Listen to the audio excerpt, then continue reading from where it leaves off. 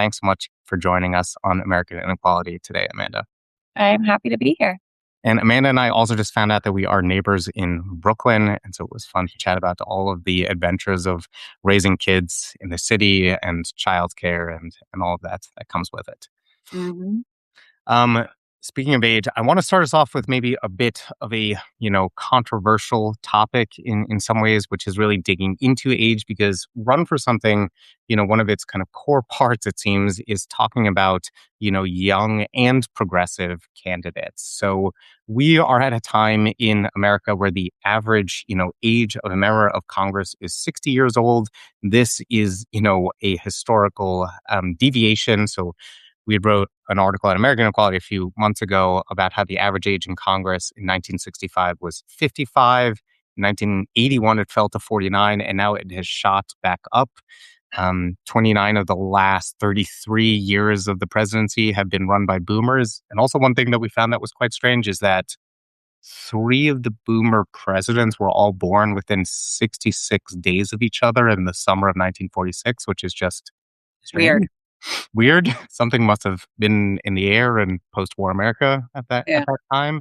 But can you talk to us about like why age is so important in politics? This part of bringing out this next generation of young leaders. I know you were also recently on Kara Swisher and Pod Save America with Dan Pfeiffer, sort of talking about some of these same issues. So can you talk us about like how the main points you brought up there and why it's so important for Run for Something? Yeah. So Run for Something exclusively works with young people running for local office for the first time. So for us, young is 40 and under. And that's especially in our endorsement process. Now, when we launched back in 2017, we did this for two sort of buckets of reasons.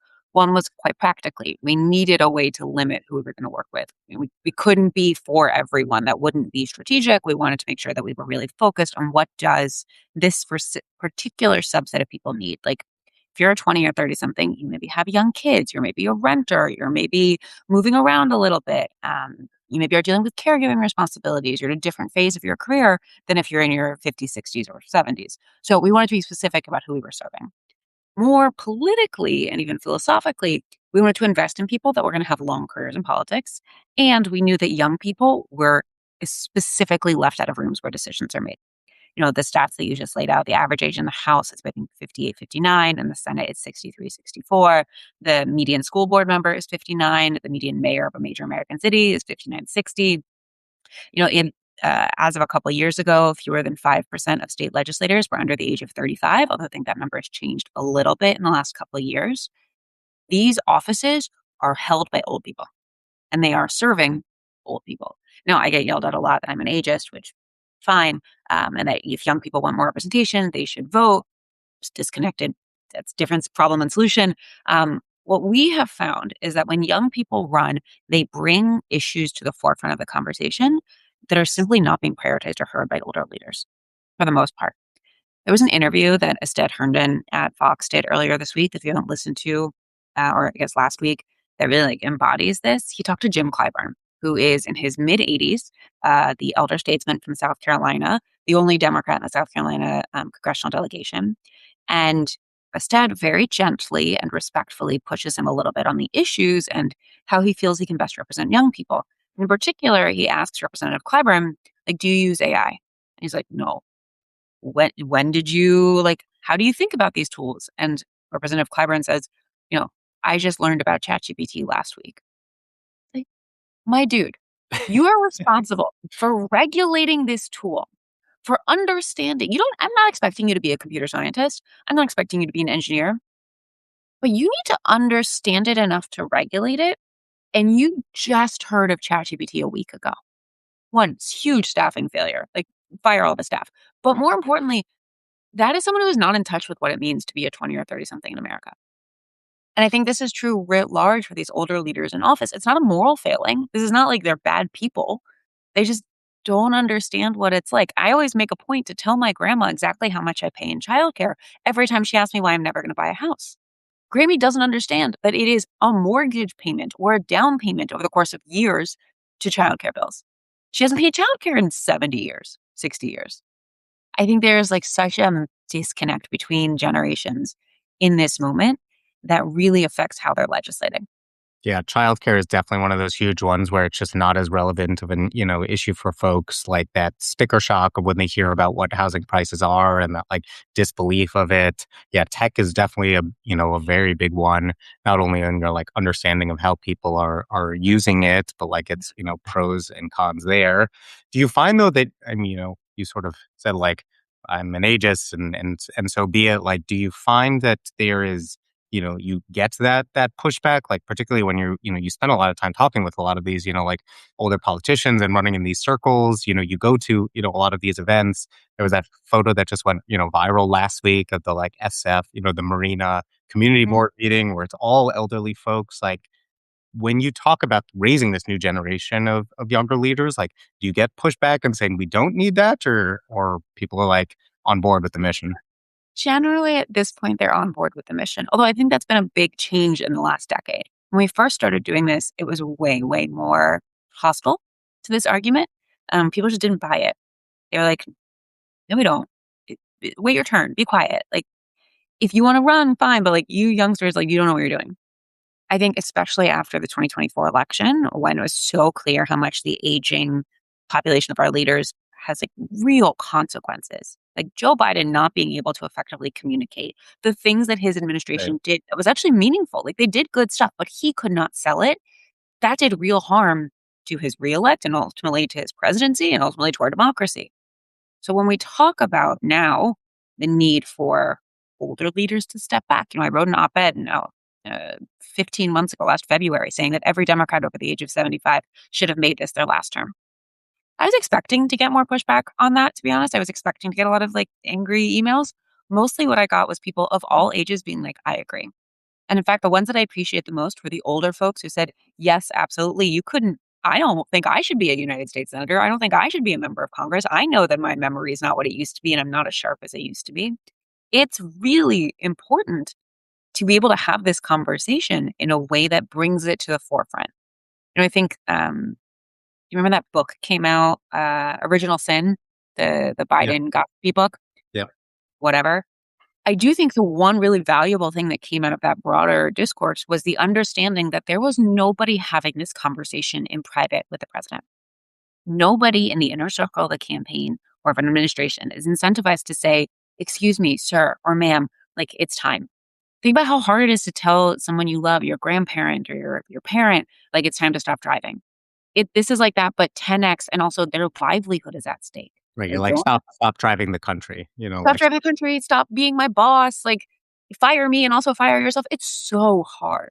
So I think that is one of the reasons why I have felt it is so important to push this conversation into the public space and to make older leaders, many of whom are good, defend their positions in power.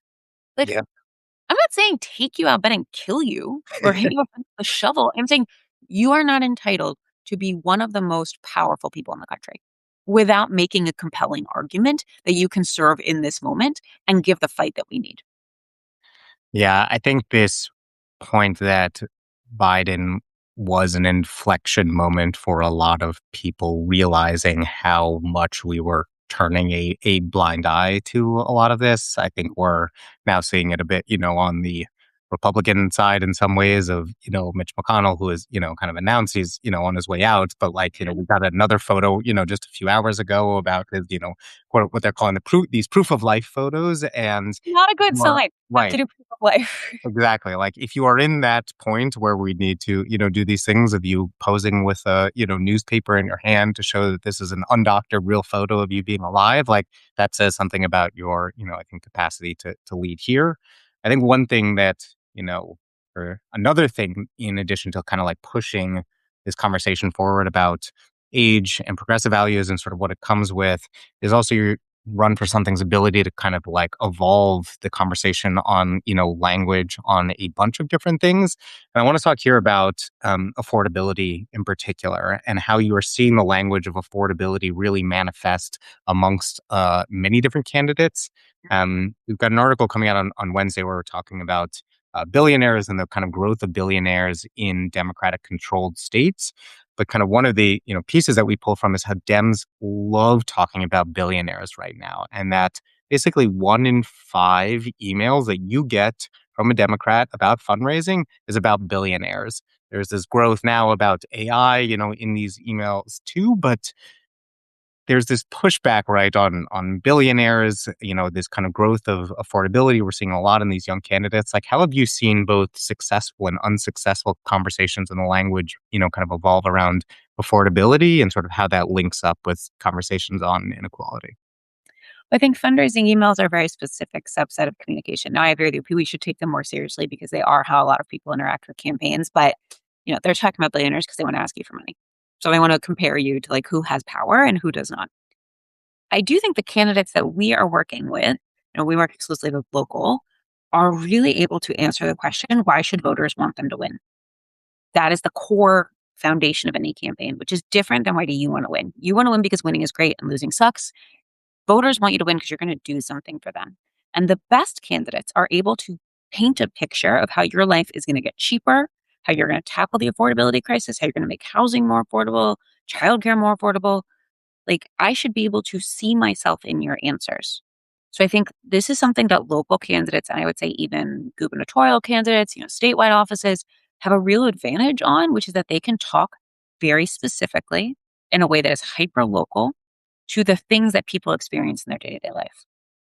This is where Congress gets really screwed because there is basically nothing that Congress will do over the next 2 years that will affect the affordability crisis.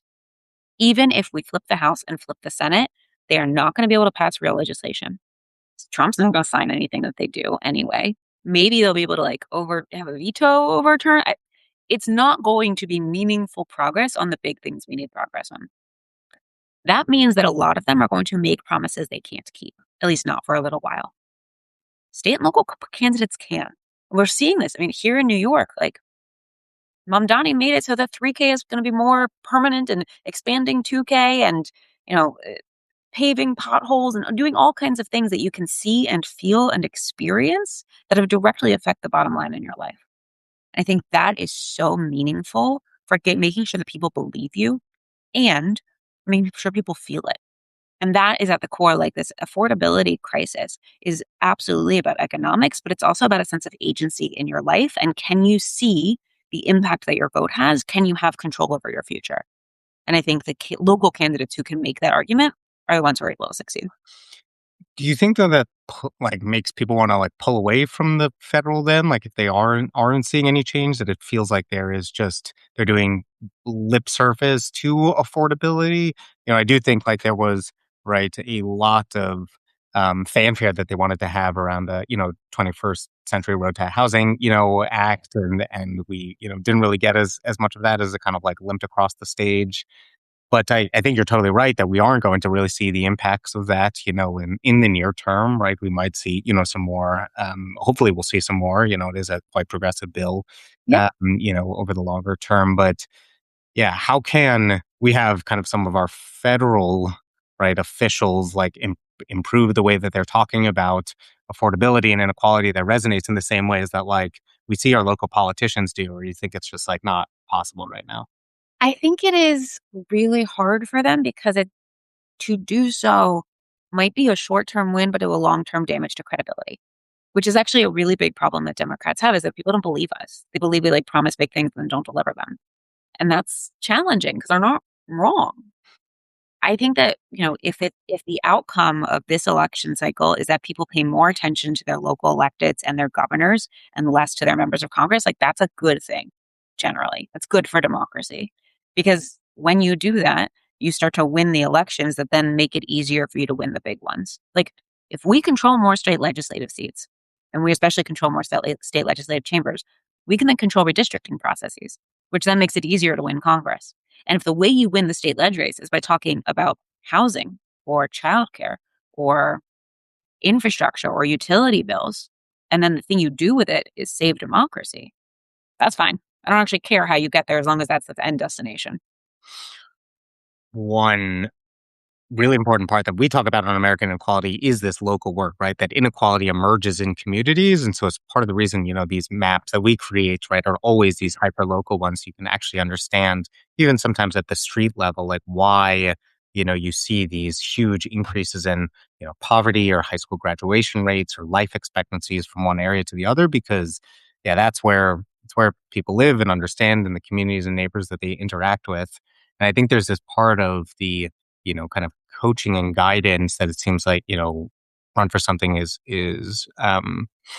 pushing forward, which is this contrast of ideology versus impact, right? And these candidates who don't, right, when they want to talk about like the benefits of democracy, they don't talk about democracy first. They talk about the brown water, running out of your, taps, or, losing, housing in an apartment complex when a big, corporation takes something over. Right. Is that something that you all have like come to through realizing what works? Or kind of said like, here's how we actually need to make an impact in people's lives? Like, where did that approach, really emerge, this ideology versus impact? Both and. Part of it was that it was so clear to us early on that the more candidates can keep their races local, the more they can talk about problems that people are experiencing and the solutions that they want to present to them, the more they can answer that question I said to you earlier, which is why should a voter want you to win? Like, what's in it for them? Speak to their self interest. So it's not a doubt. It's not like a judgy thing. Like, voters vote because it makes their lives better or worse, or because it makes someone else they hate worse. They vote in their own self interest, their own self psychology. And it works. And we see this. We see it working over and over again. I do think like part of this is that can't voters rather do not have ideologies. If you have a cohesive political ideology, like I actually don't really, but if you do, maybe you are unusual. That you're not a normal median voter. Median voters and most voters don't think about politics that much. They have problems, they want solutions, they don't want to have to pay that much attention. Seems nice. Voters have, the like think tanks will call like heterodox. They'll have, they'll pick from different sides on different issues. But really what they want is for things to not suck. And they want politicians to give a solution for things to not suck. I think that is like for me where we really focus our candidates in is how can you tell people what you're going to do to make their lives a little bit better in a way they can see and feel and understand. It's so obvious when you say it, and yet it feels like we have moved so far away from that. I think Mhm. one thing that really resonated with me on, kind of both the Pod Save America and Kara Swisher interviews you did was this like the mad libs that is happening from political consultants, right? They're like, we need fill in word of like burly farmer, oyster farmer from May, like, and that is how we get candidates, right? Or that is how we get the message, or that's how we get this design of this person who we think should embody this certain ideology. But instead we need to lead with like, what makes you, want to vote for that candidate, or why should that, voter want you to win, and thinking about those real world issues instead of like this idea of a mad lib that we need to engender. If it was as easy as an algebraic formula, we wouldn't be in this mess to begin with. Like, of course, it's not that simple. People are people. They are inscrutable. They are irrational. They are crazy. I say that lovingly. Like, people are nuts. And people engage in politics in a way that is completely irrational.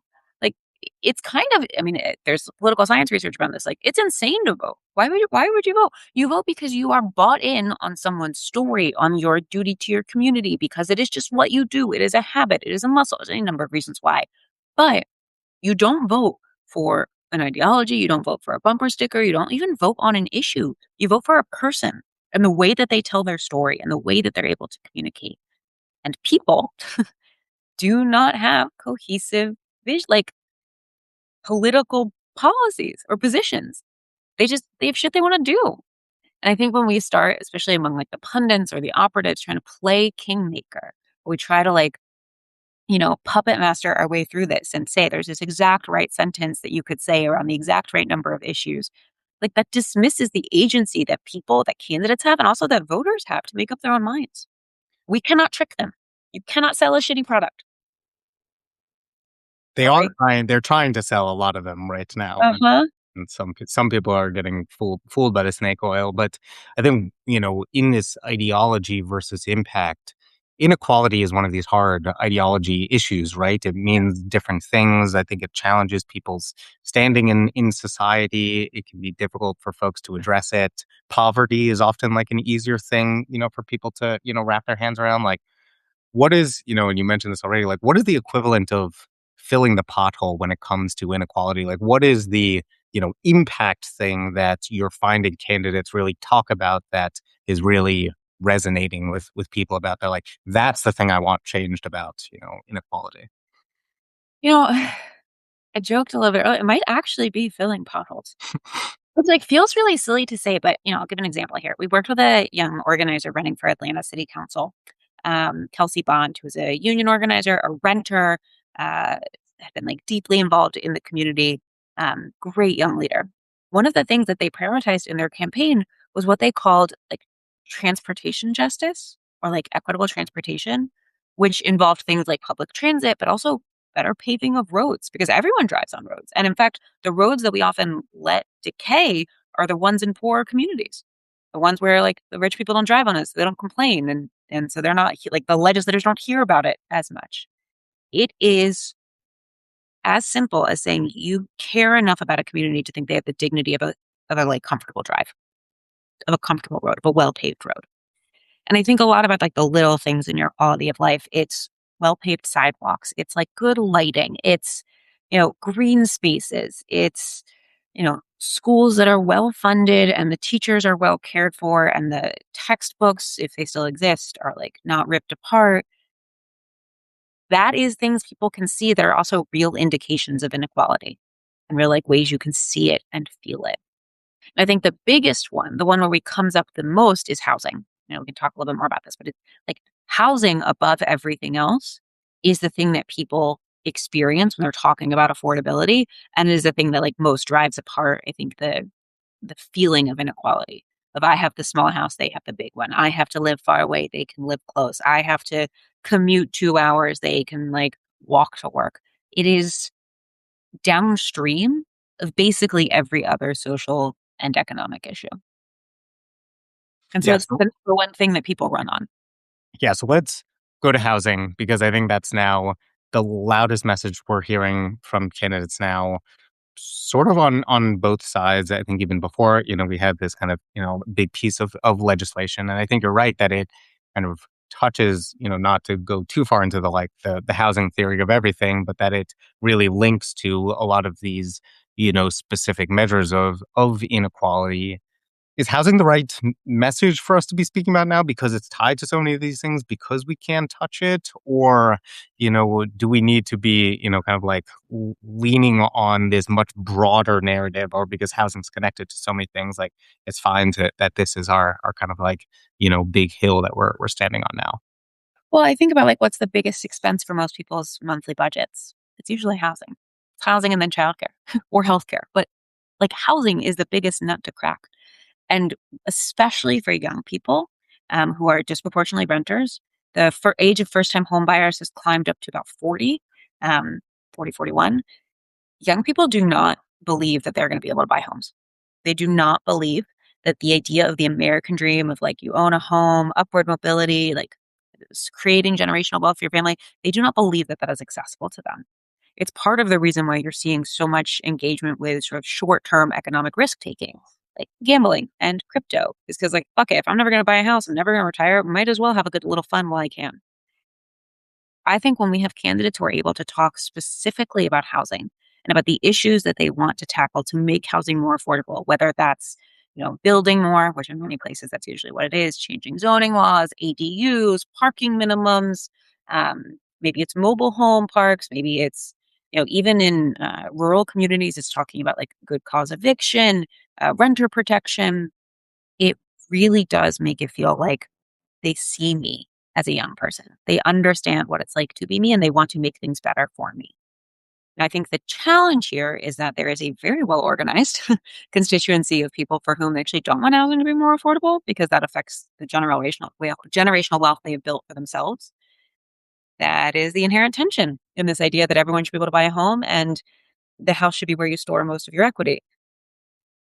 To navigate it, you need to name it. And I think that's sort of like the tension point where we're at right now. And it's part of the generational warfare we're experiencing. Right. I think just to name it even further, right, it's exactly that kind of like ties a lot back to the age issue where so many younger people are tied out. Exactly as you said, that you know, average age of somebody buying a home is shooting, upwards. And There are also 19 million Americans right now who live in overcrowded homes, where two people or more are sharing, one bedroom where otherwise the conditions are too tight. But at the same time, you have 125 million Americans who are living in homes where there are more bedrooms than people in the homes. And the majority of those are, yeah, Boomers. boomers, who there's no incentive, really for them to downsize. And so I think I in mean, addition to building a lot more, increasing the supply, like we have a lot of unused supply, but our incentives and tax schemes and structures don't encourage basically like shifting people around into homes that could better accommodate, younger people who are trying to, have kids at the same time that JD Vance is telling everyone to have kids, but like there's nowhere for them where to. am I supposed to put them? And I don't think we should use the federal tax code to force housing policy, but I do think it's telling there's not a single thing in the federal tax code that privileges renters. Whereas you can get mortgage deductions, you can get first time home buyer deductions. Like there's all kinds of ways in which owning a home can benefit your taxes. There's not shit you can do as a renter. And like that is in part because of how we think about what it means to be like a legitimate citizen is to own property. You do, Why don't you think the tax code should impact? I don't think it should be like the primary lever we pull. Like it should be part of it, but it's like so clearly not the only solution. I mean, Got it. I'm not an economist. Maybe there are smarter people than me who know like maybe we should actually do things where like you can write off your rent or whatever it might be. But I think we should build more housing. Like even if you could write off your rent alone, that would not solve the housing crisis.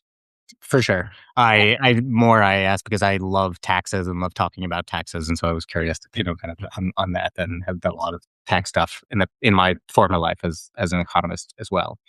Um, we started off talking about AI and how so many, candidates don't really understand what is going on in, AI politics. One incredibly fascinating thing that Run for Something announced recently was Campsite, which is helping Mhm. campaigns kind of better understand, sort of how they are showing up, in some of these AI tools. I would love for you to talk a bit about how that actually works, how it has been kind of Yeah. helpful, how candidates are using it. And I think that sort of links to this part of like language, how we show up digitally, how we show up in these new surfaces where people are so often going into, ChatGPT or Gemini and saying, who should I vote for?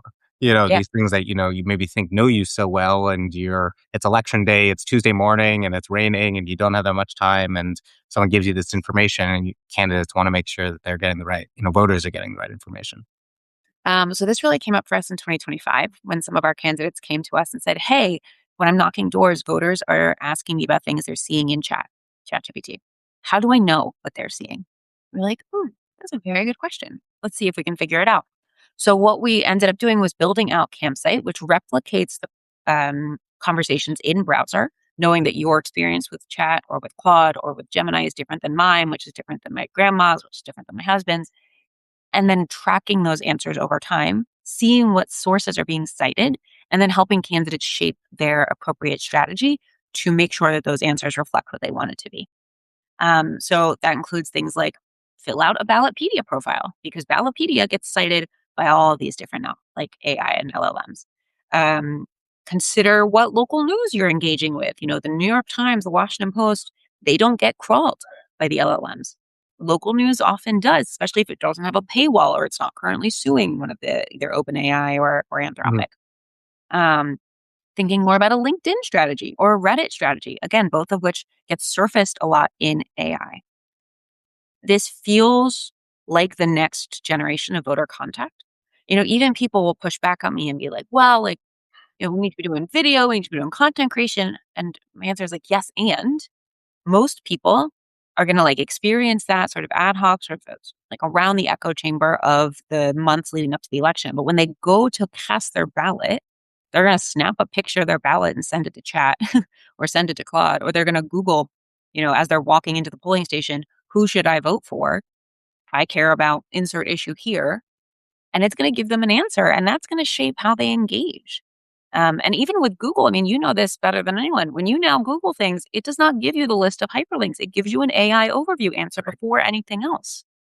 We have to take this seriously as a surface where people are getting information. So we built Campsite. We are making it available to any pro democracy campaign, organization, agency, and the like. It's as affordable as $9 a month for local campaigns. We wanted to make sure it was accessible to the people that we prioritize as our constituency. And it's been so cool to see how candidates are already using it to shape their online presence. It is not shaping their message. What it is doing is making sure their message is showing up where voters are getting it. Right. I think that part is so interesting too, because there's like this universe where you could imagine there's misinformation about candidates, right? Or smear campaigns that could have otherwise shown up, and allowing candidates to do more to help, control their message and kind of, show what they stand for and make sure the language is well represented in this. Because, yeah, I think at first when I started reading about it, I don't know if it was like there was a maybe Times profile of it where I was like, oh, this is just for a very specific type of millennial who is, like looking something up. But then the more I kind of thought about it, the more it's like these surfaces are so omnipresent in so many ways that we, interact on the internet and hear about candidates and things like that. And so that ability to understand that this is like this very new surface and it isn't going anywhere and it's only growing and it's going to be an increasingly critical part of, kind of a voter's journey is was quite Well, fascinating to see. and in particular, thinking a lot about like how candidates should be expressing themselves online. LLMs love nuance. Like we often joke like voters don't care about policy. LLMs love policy papers. They love deep dives into why you believe something and like FAQs about your positions and, explicitly here is what I will do for small business owners. So in many ways it forces candidates to put more out there about their positions Hmm. so that the robots can ingest it and then spit it back out to voters. That's good. LLMs and I share that in common. And we love a big policy paper to just Totally. dig in on all the content. Um, Well, Amanda, it was so incredible to have you join us today on American Inequality. Folks should, go to americaninequality.com, .substack.com to subscribe. Amanda also has a terrific Substack as well. We will publish this, kind of recording tomorrow for folks, and I'll link out to it there. But we are looking forward to seeing all of the terrific candidates coming out of Run for Something. We're 99 days away from, kind of the November election now, so lots more to come. Thank you for having me, Jeremy. It's always a delight.